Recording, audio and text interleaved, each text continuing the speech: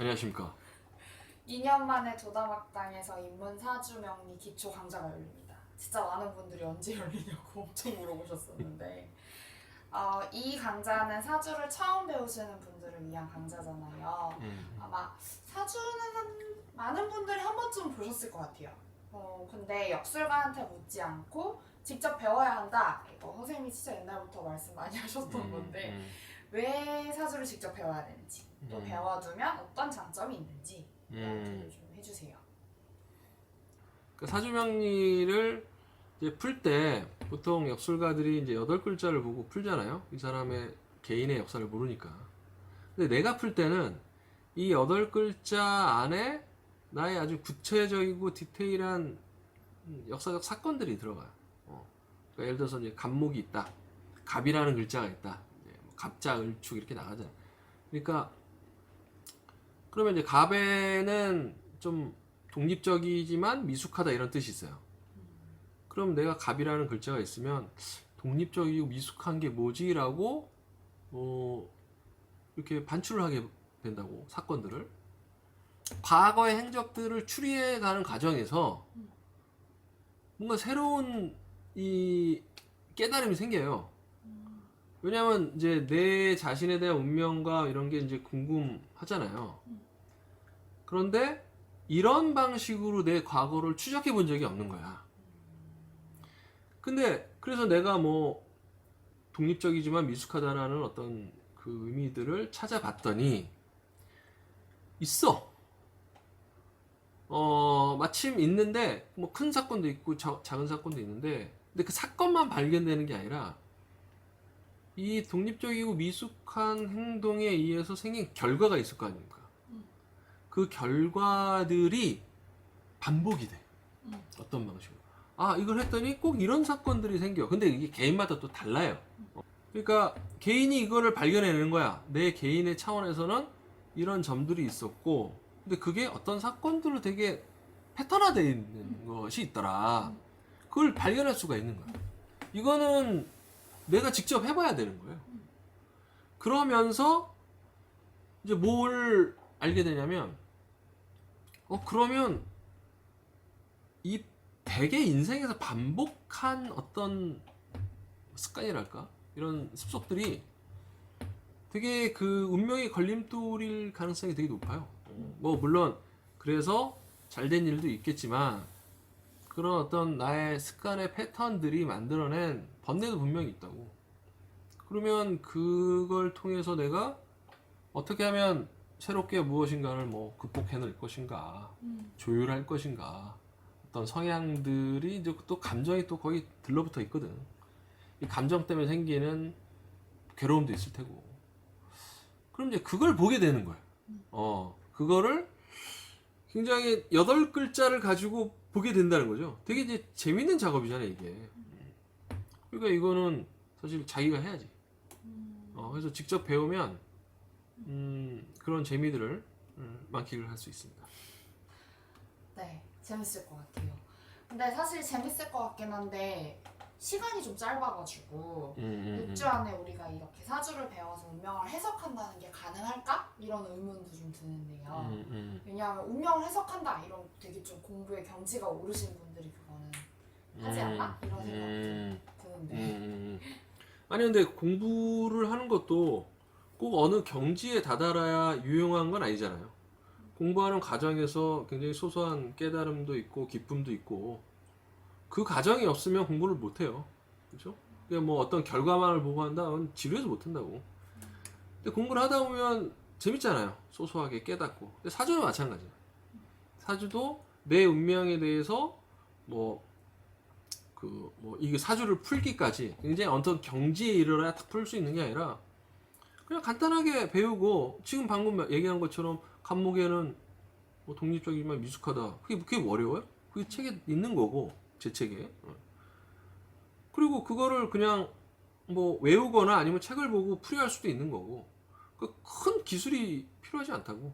그거 보는 대로 해석을 하면 돼요. 물론 이걸 계속 보다 보면 내 인생에서 독립적이지만 미숙하다는 것이 뭐 철학적으로 어떤 의미가 있는지, 존재론적으로 뭐 그런 거는 이제 시간이 갈수록 뭔가 깊어지긴 하겠지만 단순히 무언가를 이렇게 대입해보고 생각해보고 패턴을 읽어내고 이거는 아무나 할 수 있는 거라고. 그러니까 망설일 필요가 없어요. 그냥 배운 만큼 해석하고. 그러니까 이거를 맞냐 안 맞냐 이렇게 가면은 그거는 뭐 처음엔 재밌을지 모르지만 나중에 어떤 그게 오히려 더 재미가 없어요. 맞추기 해서 뭐해? 예. 그게 아니라 어떻게 해석해내느냐, 어떻게 내 인생을 재발견해내느냐, 거기에 이제 초점을 두면 뭐 얼마든지 자기가 할 수 있고 뭐 그렇다면 굳이 어떤 권위에 기댈 필요가 없다. 얼마든지 배운 만큼 해석할 수 있다. 네. 선생님 책 제목도 운명의 해석 사주명리 이렇게 되어 있잖아요. 근데 8글자밖에 안 되는데 어떻게 내 삶을 해석해내는 거지? 궁금해요. 그러니까 네. 이게 해석이라는 게 자연과학적인 사실을 주장하는 거랑 다르거든요. 이거는 해석이잖아요. 그야말로 말 그대로 해석이니까. 해석이란 건 뭐냐면 어떤 텍스트를 어떤 관점으로 볼 것인지, 그래서 그 텍스트에서 새로운 해석을 재발견해내는 거예요. 그러니까 인생이 텍스트잖아요. 이 역사적 텍스트잖아요. 이 텍스트를 가지고 어떻게 재발견해낼 것인가, 그런 방법론 중에 하나다, 사주가. 뭐 여러 가지 이제 뭐 방법론들이 있지 않습니까? 텍스트를 가지고 비평해내는 그런 것처럼 자연의 원리를 가지고 만든 이 사주명리라고 하는 독특한 방법론에 의해서 내 삶을 해석해낸다. 사주를 보고 싶다라고 하는 때가 있어요. 힘들 때. 뭐 그렇죠. 뭐 잘 살고 있는데 보러 가진 않거든. 그래서 뭐 힘들 때 그건 전환점 이런 거거든.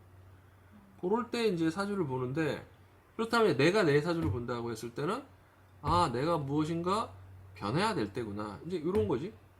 그러면 사주를 보면서 어떤 해석을 취해야 내가 여기서 이 고난으로부터 탈출할 수 있을까? 그러면 당연히 해석을 고난에 머물러 있어 이런 방식으로 안 한다니까. 그렇잖아요. 해석의 여지가 되게 넓어요, 이 사주라는 게. 그래서 해석을 할 때 어떻게 하면 고난으로부터 탈출할 것인가, 그 탈출의 방법들, 그 다음에 탈출할 수 있는 어떤 명분들, 이런 거를 찾아낼 수 있어요. 그러니까 이거는 이제 크게 보면은 이제 운명의 재해석이라고 하는 이런 측면에서는 해석, 어떻게 해석할 것인가에 대한 전략이 되겠죠. 해석을 함으로써 실질적으로 미래의 사건에 어떤 영향을 끼칠 수 있다는 말씀이신 거네요. 그렇죠. 그 해석의 시점이 그래요. 해석의 시점이 그냥 평상시에 보자가 아니라 대체로 어떤 이제 인생에 대한 관심이 있을 때, 이제 내 운명에 대한 관심, 어떤 진로에 대한 관심, 이럴 때 본다니까. 그러면 어떤 방식으로든 머물러 있게 해석하지 않아요. 이걸 그 전환에서 근데 사실 전환점에서는 어디를 가도 사실 크게 문제는 없어요. 전환점은 뭐냐면 지루하다는 얘기거든. 지금 그렇게 살고 싶지가 않다는 거거든. 그러면 어떤 방식으로도 가면 돼. 떠나면 된다고. 근데 떠날 때는 명분이 있어야 돼. 누군가가 야, 너 떠날 때가 된 것 같아. 응? 야, 응원해주고. 응? 그래서 이제 어딜 찾아가는 거거든. 근데 사실 직관적 확신이 더 중요해요. 그럴 때. 내가 내 안에서 뭔가 이런 게 좀 확 올라오면서 뭔가 때가 됐다 이렇게 느낄 때가 있거든. 근데 그 직관적 확신은 그냥 어찌 보면 약간 주술적일 수도 있는데, 이 사주명리는 형식이라는 게 있잖아요. 이 형식이 완전하게 학문적 형식이다, 이성적 형식이 아니지만 내가 바라는 어떤 그 사태와 내가 지금 겪고 있는 사태와 그 다음에 욕망의 방향성이 있어요. 떠나려고 하는. 그리고 사주명리라고 하는 어떤 그 자연의 이치를 닮은 툴이 여기에 섞이면서 어떤 이상한 현상들이 일어나요. 내 안에서 직관적인 깨달음이 일어난다고. 그러니까 그런 것을 이제 스스로 하다 보면은 느껴요. 아, 이게 전환점이고 뭔가 내가 가야 될 방향인 것 같다. 그게 이제 하나의 큰 그 뭐랄까 사주의 이제 장점 일 수 있죠. 네. 그 재발견한다라는 말씀이 진짜 재밌는 것 같아요. 이게. 재발견은 사실 사주가 아니더라도 재발견을 언제든지 할 수 있어요. 왜냐하면 인생이 변하니까 운명에 대한 해석이 바뀐다고.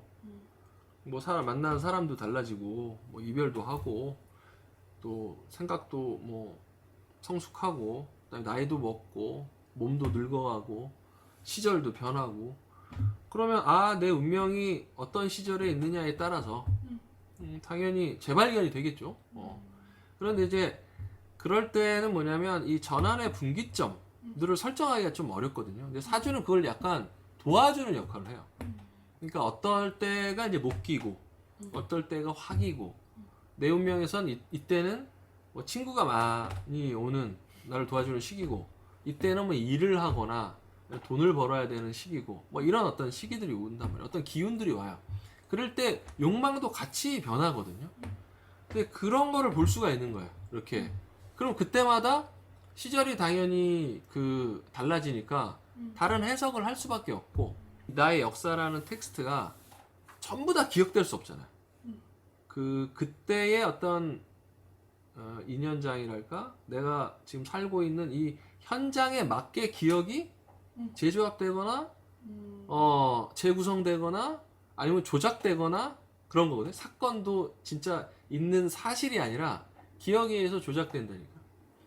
그러면서 이제 그러면 이 옛날에 있던 사건들이 어떤 감정으로 들어오냐에 따라서 당연히 운명도 다 다르게 해석이 돼요.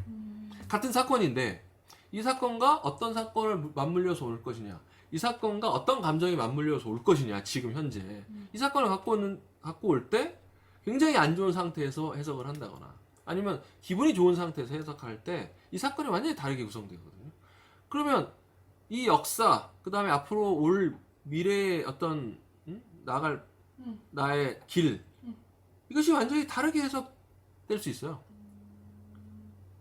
내 운명을 하나의 규정처럼 해석을 해버리면 뭐 어떤 늪에 빠졌을 때라든지 번뇌에 심각하게 빠졌을 때 아, 나는 이렇게밖에 안 되는구나 이렇게 될 수가 있거든. 근데 그래서 빠져나오려면 다른 잠재적 주체가 있어야 돼. 그 주체를 발견하게끔 해주는 게 사주명리다. 당연히 재발견 해야 되고 누구나. 근데 어떤 방법론으로도 그게 가능하죠. 근데 사주명리는 비교적 쉽게 어떤 형식의 툴을 가지고 또 아주 면밀한 학문적 뭐 그런 것도 아니에요. 그러니까 이 원리의 툴 안에 자기의 역사와 직관과 그 다음에 여러 가지가 이제 들어가요. 인문학적 상상력 이런 해석들이 같이 들어가서 만들어내는데 이걸 한 번 보고 두 번 보고 세 번 볼 때 다 달라져요 사실. 달라진다는 걸 염두에 둬야 돼요. 그렇지 않고 뭔가 나의 인생을 하나의 해석, 권위 있는 하나의 해석을 발견하기 위해서 여기저기 막 다니고 그런 거잖아요. 네. 근데 사실 그러면 내 운명이 결정되어 있는 거라는 거야? 내 운명이 결정되어 있는데 그걸 잘 해석할 수 있는 누군가를 찾아가고 그러는 거잖아요. 그게 아니라는 거예요. 그러니까 오히려 권위 있는 어떤 역술가가 얘기해주는 그 내 존재성에 대한 말에 예속될 가능성이 있죠. 그걸 사제 권력이라고 하는데 그랬을 때는 다른 가능성들을 이렇게 제거해버리는 오류를 범하게 되고 그런 점에서 이제 내가 자기 사주를 해석한다는 것은 뭐 그리고 이제 그러면서 운명을 재발견한다는 것은 나의 여러 가능성들 그러니까 기존에 있던 어떤 습관화된 주체로부터 자유로울 수 있는 그런 가능성들을 발견하고 또 명분을 주고 용기를 주고 또 새롭게 이제 뭐 습관을 고친다든지 뭐 할 수 있는 그런 아주 굉장히 유용한 그런 이제 그 방법론이고 학문이고 그렇죠. 네. 선생님 얘기를 들으니까 사주명리가 굉장히 실용적이구나 아, 실용적이죠. 이런 생각이 좀 드는 것 같아요. 그래서 아까 얘기하셨던 전환점을 마련한다 이런 게 그러면 대운이랑 세운 이런 거랑도 관련이 있는 아, 거죠? 그렇죠, 그렇죠. 그러니까 대운, 세운마다 대운은 뭐냐면 10년마다 오는 운이에요.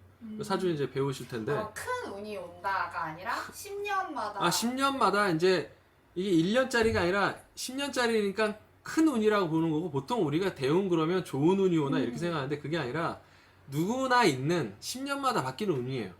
그러니까 내 대운이 오냐 안 오냐가 아니라 항상 대운이 와 있어요. 어떤 운이 와 있다고.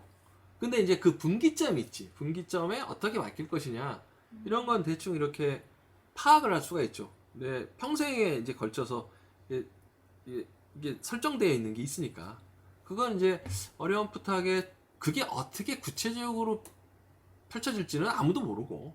근데 어떤 기운이 내 역사에 비춰봤을 때는 이런 방식으로 펼쳐질 수 있겠다.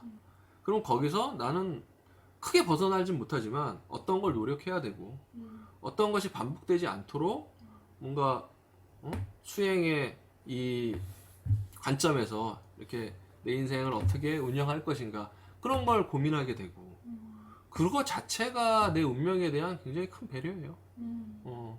그리고 새우는 매년 오는 운이잖아요. 네. 그 매년 오는 운에 따라서도 그 기운들이 있겠죠. 그 기운과 내 팔자가 어떻게 매칭이 될 것이냐. 그런 걸 보면은 이제 뭔가 대충 짐작이 오죠. 네. 그래서 선생님이 새로운 문법 이런 얘기도 하셨죠. 맞아요. 새로운 문법이죠. 그 다른 뭐 철학이라든지 이런 문법도 있겠지만 이 오히려 동아시아의 사유를 접할 기회가 별로 없어요. 그렇죠? 우리가 이제 동아시아에 살고 있지만 되게 이제 서양의 학문들을 이렇게 체득한 경우라서 그래서 이게 새로운 문법이 있어요. 음양 오행 뭐 이게 태극 음양 오행 이런 역학이 갖고 있는 굉장히 이제 독특한 문법을 이제 좀 알아야 되니까 그러니까 새로운 문법으로 보면 세상이 좀 달라 보여요. 왜냐하면 우리가 뭐 영어를 공부를 한다고 하면 영문권이 갖고 있는 문화와 함께 습득을 하는 것이고 그러면 사유도 좀 달라지고 뭔가 정서도 좀 달라지거든요. 그 말을 할 때. 이것도 하나의 다른 언어 체계라고 본다면 이거를 통해서 내 운명을 바라볼 때 그럼 음양오행의 관점에서 바라보게 되잖아요. 근데 음양오행이라는 것 자체가 순환의 이 시스템이에요. 그럼 순환의 시스템 우리를 바라봤을 때 그냥 그 언어로만 바라봐도 우리가 순환하고 있지 않은 상태를 알 수가 있다니까. 그러니까 언어가 갖고 있는 힘이 있죠. 새로운 문법이 갖고 있는 힘. 그거를 배우는 거기도 해요. 선생님 말씀을 들으니까 사주명리를 배우는 게 꼭 자기를 이해하고 또 자기 운명을 디자인하는 것도 있지만 세상을 좀 다르게 이해할 수 있다라는 얘기를 해주신 것 같아서 재밌을 것 같아요. 재밌죠. 근데 6주 육주. 코스거든요. 예년의 수업에 비교해보면 굉장히 역대급으로 짧아졌는데요. 수업 과정에 대해서 간략하게 좀 설명해 주세요. 그러니까 이제 뭐 길게 하고 자세히 하면 더 좋겠지만 또 그때 10월 말에 개강이니까 연말이잖아요. 그러니까 너무 그때는 뭘 시작하기 또 부담스럽기도 하고. 근데 제가 내년 초에 이제 그 봄에 사주 명리 그 심화를 열 거거든요. 근데 그 중간에 이제 기초반이 없어서 이번에 꼭 열긴 해야 되는데 좀 부담스러우니까 좀 짧게. 그래서 핵심적인 것만 압축적으로 6주 안에도 가능할 것 같아요. 옛날에 해본 적도 있고. 그러니까 아주 엑기스로다가 딱 모아서 할 거니까 만약에 그 좀 부담스럽고 이게 사주명리를 배우기가 너무 길고 그렇다면 요번 기회에 쌈박하게 딱 배워서 아주 그 핵심적인 것을 가지고 얼마든지 풀 수가 있어요. 물론 이제 뭐 좀 짧다 보니까 실전 해석이라든지 이런 거는 좀 부족할 수 있는데 뭐 그런 거는 심화 과정에서 또 하면 되니까 요번 거 들으시고 그다음에 이제 이걸 들으시면 당연히 심화를 듣고 싶은 생각이 들어요. 그러면 이제 이렇게 이어서 들을 수 있고. 어쨌든 이번 수업을 들으면 자기 운명을 말씀해 주신 것처럼 새로운 방식으로 이해해. 그럼요. 자기의 언어로 얼마든지 해석할 수 있죠. 네. 그걸 알려드리도록 또 뭐 하겠습니다. 내년 인생을 계획하는데 딱 그러니까 딱 참고하기 좋지. 좋은 시기네요. 그러니까 바로 이제 내년에 시작을 하면 배워서 인생을 설계해야 되는데 그 전에 시기가 좋네. 괜찮네요. 요때 딱 배워서 내년이 되기 전에 이미 배워서 이제 내년을 설계하는데 도움을 줄 수 있잖아. 왜냐면 네. 내년 계획은 이제 겨울에 해야 되니까. 네. 그러고 보니까 이때쯤 하는 게 괜찮겠네. 네, 괜찮네요. 어. 감사합니다. 네. 여기까지. 네.